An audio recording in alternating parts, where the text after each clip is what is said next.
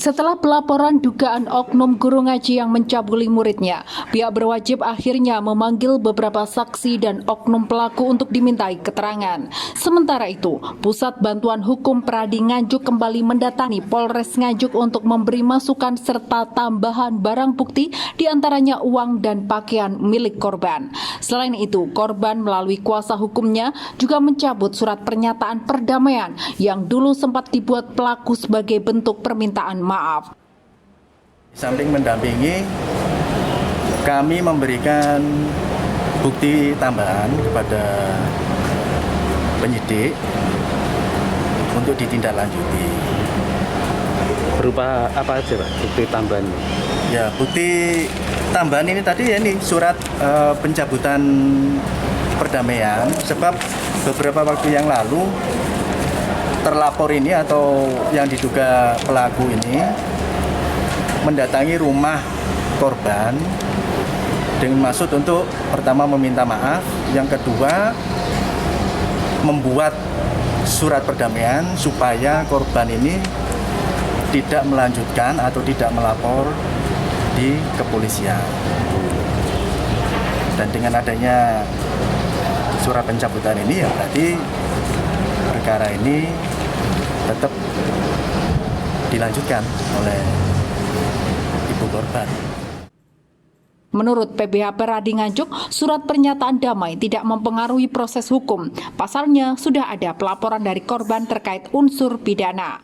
Silakan saja kalau calon tersangka ataupun sudah tersangka atau terdakwa, kita tidak tahu karena itu wewenang dari penyidik, itu tidak dibebani pembuktian dalam perkara pidana. Jadi silahkan dia nggak ngaku mungkir, silahkan, karena itu nilainya 0 dan tidak, yang nanti alat bukti lain yang akan menentukan. Kemudian saya tanggapi tentang pernyataan, ya, di samping barang bukti berupa pakaian dan uang, hari ini kita sampaikan juga surat pernyataan. Surat pernyataan itu tidak akan menggugurkan pidananya, karena pidananya menurut kami sudah terjadi,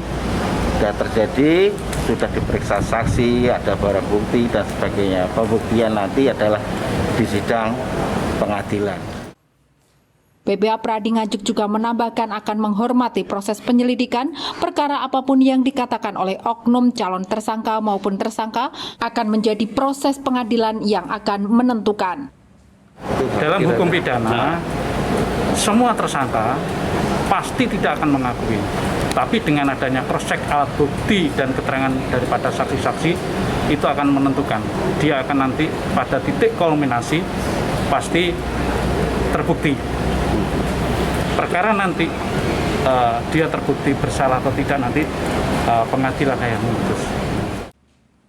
PBH Pradi Nganjuk berharap kasus dugaan cabul ini bisa segera terungkap jelas, yang pastinya semua harus mematuhi proses hukum yang ada. Dari Nganjuk, Sofyan Hanafi, Bayu TV melaporkan.